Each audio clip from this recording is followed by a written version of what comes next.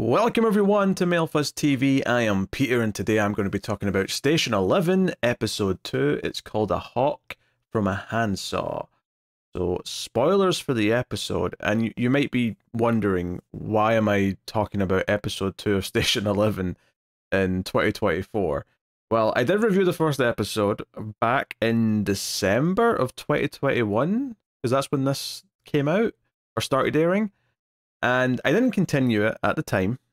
And I honestly didn't remember why I didn't continue, because it had been a while. I'd forgotten the episode. But we started some new tiers on Patreon to sort of sponsor and pay for like reviews of a specific show over, months. And so one of our patrons, Allison, has signed up to that tier. And I'm going to be reviewing Station 11 going forward, 2 episodes a month. It's a show that I'd forgotten a lot about. I remembered it being about an apocalypse. I did read a recap of episode 1. I skimmed it a little bit before I watched episode 2. And it did occur to me that one of the things that was very off-putting about the show at the time, and and this is nothing to say about the quality. I remember it being well directed and solid enough in other respects. But the apocalypse in this show is caused by a flu virus. And if you remember, I just said that this started in December of 2021, and one of the last things that I really wanted to watch anything about in 2021 was a pandemic story where we all die. So, we're a little bit removed from the feeling of that time period, so that helps. It also helps that episode 2, seemingly, and going forward, is less about the apocalypse and more about where we are 20 years after the apocalypse. So it's kind of a separate thing a little bit compared to what the first episode was. There are flashes back to some of the story that takes place after the pilot, meaning that, the young version of Kirsten, Mackenzie Davis' character, her being kind of like taken in by these sort of surrogate characters, Jeevan specifically looking after her. That was the plot. That was most of the plot of the first episode, was kind of setting that up. And there's kind of like some teases here, or, some small allusions as to, okay, what happened there. Obviously, she ended up getting picked up by these traveling actors. That happens. We get a scene at the start of this episode that kind of shows the first time she met them. But what happened, I think my instant thought was that he died, right? Like, it's in the post-apocalypse, something bad happened and it left her on her own. However, there's a couple of lines throughout the episode that kind of imply that she thinks there's a chance that he's still out there somewhere, which begs the question, did he just run away from her? Did he disappear? Did something bad happen to him that was against his will? Like, what is the circumstances? And, we're not really sure. There's also a bit of a mystery that is stemming out of the Station 11 itself. What is the Station 11? It's not like a place in the show. It's a comic book. It's a graphic novel that was written by a character that we saw briefly in episode 1. And this was one of the things that I had forgotten completely. I went back and sort of combed through the first episode for anything that stood out as being, I have no idea what this is. And there was a woman who delivered it to an actor where young Kirsten was working when the apocalypse was happening. And she's got that book in the future. But there's some mysteries that kind of crop up related to that, because it's meant to be the only copy that no one else is supposed to have of this, because it was like a it was the prototype, effectively. It was the one of a kind.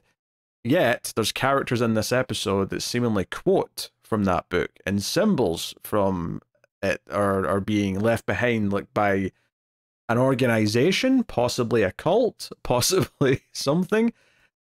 Very, very strange. So anyway, all this is to say is that I'm coming back into this after a couple of years where the memory is lapsed. But it is kind of doing a lot of like new things in episode 2. Only just showed you a brief glimpse of this future at the end of episode 1. And we're introduced to Kirsten, who is part of the Traveling Symphony, I think they called themselves. And they basically just go around in a big circle in the US and perform for small communities various Shakespeare plays. I really felt seen when someone says, can we do anything other than Shakespeare? And the guy's like, no, we just do Shakespeare. And I'm like, this is the worst part of the apocalypse, that the one form of entertainment is sticking to Shakespeare. That would just make me want to kill everyone who's left, quite frankly.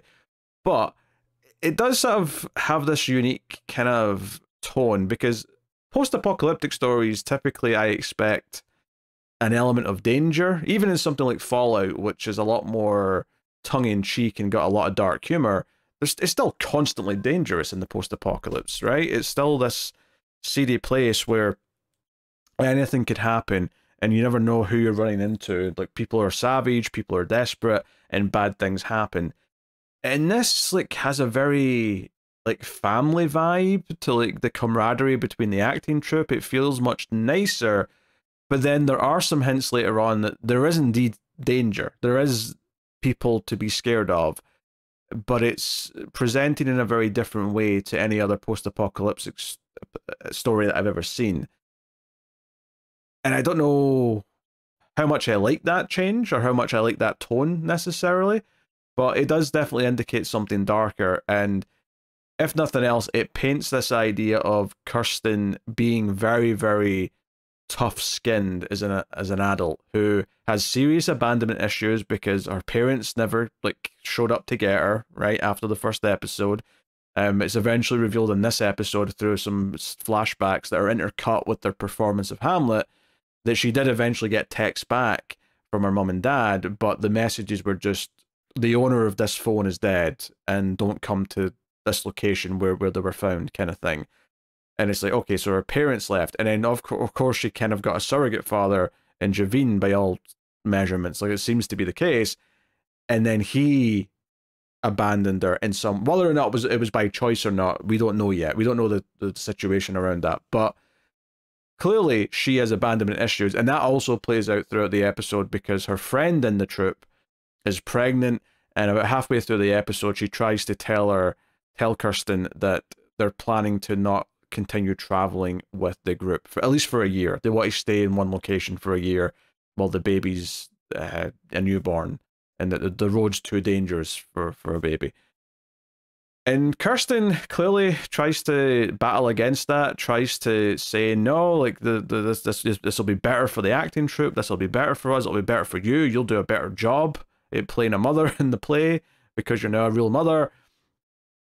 And it gets a little bit cold at one point as well, where she kind of like points out like little inconsistencies in what she's trying to tell Kirsten, where, you know, she says, hey, this troupe's always going to be my family. But then she says a minute later, but I'm trying to start a family. And Kirsten doesn't like that. She's like, hey, you just said that we're your family. And it gets kind of awkward. And it really feels like Kirsten is, you know, she's close to the people she's close with, she very much is protective of, because everyone up to a certain point in her life left or died or something. By the end of the episode, she admits she was being selfish and kind of opens up a little bit. But they also say that these two have been together since year 3, and we're in year 20, so they've been friends for 17 years. So it really paints this idea of like the camaraderie between them. But it is interesting that the others don't really take things as seriously when there is maybe danger. There's a couple of strangers that show up early on in the episode, and Kirsten immediately like grabs a knife and starts asking questions about who they are. And I think Alex is the name of the younger actor, who's like, oh no, they're fine, like they're whatever. And the guy's like, yeah, we're just fans. We saw this troupe like a decade ago do a show, and we're here to see it. But there's a bit of a vibe, right? Kirsten's on edge. She kind of relinquishes a little bit, but then the guy seems to dodge a couple of questions when she's asking about things like, you know, he mentions that he's raising this other character, but she's like, hey, that guy's like 17 or 18. He's basically already raised, so there's really not as much to worry about at this point. He's more of a like another adult at this, and you don't even seem that old. How old are you? And he just dodges that question. He just ignores it and says something else. And it really does feel like there is something being hidden. So the big climax at the end of the episode with this stuff is that Kirsten goes over to him whilst everyone else is kind of around the campfire singing songs and stuff after the performance. She goes over to him and points out that some of what he said about where he's from is incorrect. There's inconsistencies. He mentions a place and he mispronounces it. He mentions a type of chicken or animal that's there, and she's like, they don't exist there. Like, she knows her stuff, and points out that this is, you know, like, you're also, I think she says, you're creepy, is the last thing she says.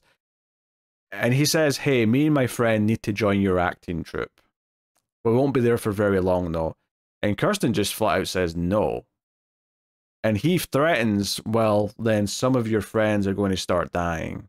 Like, they'll start vanishing one by one, and starts naming some of them to really creep her out. And Kirsten, without hesitation, stabs him. Just immediately, doesn't think about it. But the one question she has for him when she thinks he's dying, and he may not be dead because his friend sort of comes and gets him, and we see him like being wheeled away the next day. But the one question she wants to know is that one of the things he said earlier was, to the monsters, we are the monsters, or something close to that. Anyway, I may be paraphrasing slightly. But it's a line from the comic book. It's a line from Station 11. So she's like, where did you hear that? You know, why did you say that name? Martha. He doesn't give her a real answer. I don't think. You know, I think the first time she asks him in the middle of the episode, he just kind of says, oh, like, it just came to me. Like, it came from something. At the end of the episode, he just very vaguely says, the prophecy.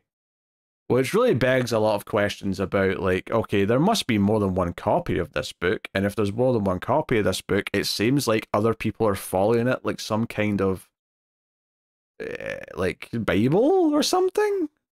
I don't know. I genuinely don't know. But he leaves a symbol in his blood where he was that matches one of the symbols of her tattoos, which I think are also from the book. I could be wrong. But it definitely paints this idea that there's some group out there who are maybe in pursuit or watching the acting troupe and are the danger of the show. So that was a bit of excitement towards the end. I think the episode does a decent job of the emotional side of things, where it's really just focusing on Kirsten as a character, how she feels about the people around her, how she's willing to protect them, or she's scared of losing them. And then every so often peppering in a bit of like the flashback story where she wouldn't eat for days, or, you know, she breaks down when she gets the text about her parents, or there's like a little moment where she's in like a bit of a costume, but she's yelling the name of Frank, who's the brother of Javine. And I feel like that's maybe hinting again as to how he ended up, because he didn't leave. At the end of episode 1, Kirsten and Javine leave the building, and it's like day 80 or something like that. I think it said. And they go on their sort of Last of Us style trek through the apocalypse. The brother doesn't come with them, which would imply that something bad happens to him in the meantime, like either in the apartment or something else. And we see little hints of them preparing the apartment. They're rationing stuff. They're putting tape over vents and things, maybe to stop potential viruses from getting in. I'm not sure, but like there's a lot going on that's just kind of hinted at with those flashes, which are interesting enough. And I think this little tease at the end of a threat, of a malice, I think was important for the end of this episode. Because while it does what it does fairly well throughout the episode of like setting up this character and her connections to others and how she feels about them and how protective she is, and you understand why she is that way based on all the people she's lost like early in life, it was needing like a kick by the end to be like, okay, but what's the story going forward? Like, what's the thing that's actually going to be like the big thing she has to deal with like in the next episode and beyond and whatnot. And that's kind of what this was with this character, this sort of bearded, creepy guy who is part of some group. It's like, okay, now we have a threat, we have something for her to be concerned about, and we can see where that goes. I don't, you know, I honestly at this point I don't really know what we're doing with that necessarily. I could see, I don't know. I generally don't know. I'll give it this. It's an interesting enough premise, and I can't really predict what they're doing with it yet. But there is a threat, and she knows about it, and is now going to be on edge. So it gives it that little bit of space to give us some conflict. I mean, not that there wasn't other conflict in the episode, but the conflict in the episode was a lot more just interpersonal drama, as opposed to here's the external threat that, you know, she's going to have to worry about now. I do want to mention a scene early on. So there's an actor early on who sort of runs into them, and he's like, hey, I've auditioned like 4 times before, please let me try again. And he's the one who's like, hey, can I do anything but Shakespeare? And the leader's like, okay, fine, no Shakespeare. So he does the president's speech from Independence Day. And I have to admit, I feel a little embarrassed how quickly I recognized this speech because I got it very early. It was like the second line, and I'm like, wait a minute, this is Independence Day. And they even bring in the music, the score that played in Independence Day at that part of the film plays during this speech. And then even the big main theme afterwards as they're all kind of like cheering for him. And they maybe even like bring in a little bit of Bill Pullman's voice from the movie as well over the top of his. At least it sounded a lot like him anyway. I was not prepared for that. And they paid for this because this is a Paramount produced show that was on HBO Max. Right? Neither Paramount or Warner Brothers like made Independence Day. That's a Fox movie, so they paid Fox to use this stuff. They made a choice. They wanted that president's speech from Independence Day. So I just wanted to mention it because this at least gave me a sense of the show having a bit of a character and a bit of sense of humor. That this is what this guy was using, and that maybe to people in the post-apocalypse, oh, that seems like this magical thing from the before times that we can't experience anymore. But this guy remembered watching it as a kid, so that's the monologue he wanted to do. I don't know, that was fun. Also, the younger one, Alex, also like says how like she keeps asking questions about smartphones and not understanding like how calling a cab would work and that they know where you are. Just little bits of flavor to give you the post-apocalyptic side of things, which is fine. Like it's this sort of thing where like, at this point I've seen so many post-apocalyptic stories that you know, at the very least, this was done with a sense of wonder, where these things seemed wondrous to Alex, which I thought was the right tone to go with that. But they don't dwell on it too much, and I think that's probably right, just because I feel like most people have probably seen enough post-apocalyptic stories that it could get old quite fast, depending on how you're doing it, if it just feels generic. So probably wise not to dwell on it too much. But maybe there'll be some more as time goes on. I should also probably mention the other character who's kind of in charge, actually, is the woman with the shaved head. I don't think I caught her name, and I'm not seeing her face in IMDb at a glance. But she is the one who kind of first talks to young Kirsten and sort of brings her in and is kind to her. And then is writing a symphony. And maybe the other important scene from the episode that seems like it's going to be important is that we get a really cool actor shows up, Enrico Colantoni, if I'm pronouncing his name right. But he was the dad from Veronica Mars. He was on Person of Interest, which I'm currently reviewing. I just finished season 2 of that. He was in Travelers. I like him a lot. But he shows up and speaks to this woman and says, hey, I represent a community that have stayed hidden in the post-apocalypse until now, but we've got an invitation for you to come and perform for us. And I think he calls their group the Museum of Civilization, I want to say, something like that anyway. And she says no, to hell with the past, we don't care, we don't leave the wheel. And I assume the wheel's just their route that they always take, right? So that's why I said they move in a big circle. I assume it's circular for the most part, and that's why they call it the wheel. So, yeah, he obviously is a little disappointed, but, like, you know, like, he didn't seem like he was bringing malice with him with this invitation. I mean, it's entirely possible that he'll turn out to be connected to the prophecy guys and, like, be a threat later on. But they wouldn't have had this scene and introduced this concept of this group if it wasn't going to be a thing later on. So I just feel it feels important to me to bring it up and mention it. But I did, you know, I like seeing him because I like the actor, so that's neat. So yeah, I do wonder because the pregnant woman that's been left behind, like if we're going to see much more of her going forward. Like I don't know how quickly the group's going to move on from this location, or if we're going to see some of their story play out like separate from the others. I really don't know, but we'll see. Yeah, it's got an interesting tone. It's got an interesting vibe.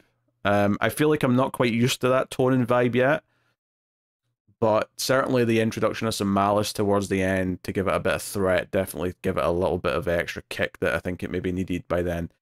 But and I've not forgotten that we see an astronaut at the end of episode 1 who looks like the astronaut out of the comic book. Whether or not that's literally happening or just like a visual representation of like her reading the comic and like she's imagining it for real in her head, and that's what we saw. I don't know if there's going to be an actual astronaut coming down at some point. Then that sounds like fun too. There you go. That's my thoughts on Station 11 episode 2. I feel like for this episode I'm mostly sort of just trying to find my footing again and like understand. And to be fair, even for people who watched this right after episode 1, it is a lot of new characters from episode 1. Like there's not a lot of overlap. It's mostly new characters around adult version of Kirsten. So it's mostly a discovery episode, even for people who do remember episode 1 vividly. But I'm coming at this from sort of trying to like get my bearings again. So, you know, we'll see how it goes. I'll be back in a couple of weeks with episode 3. If you are going to comment, please do. Let me know what you thought of the episode in the comments. But please, obviously, don't spoil anything for, you know, beyond episodes. Not only just for me, but also for anyone else who might find these reviews later and want to watch the reviews along, you know, after each episode kind of thing. But that is me. So thank you once again for joining me. I do appreciate it. Of course, you can support all the content over at patreon.com/MailFuzzTV and help keep it coming. Yes, obviously there's a higher tier where you can make me watch a show like this, but there's also just more affordable tiers if you want to chip in a little bit and feel warm and, dare I say, mildly fuzzy on the inside. But that's me, so I'll see you guys next time. Keep watching TV. Have you got any vanilla?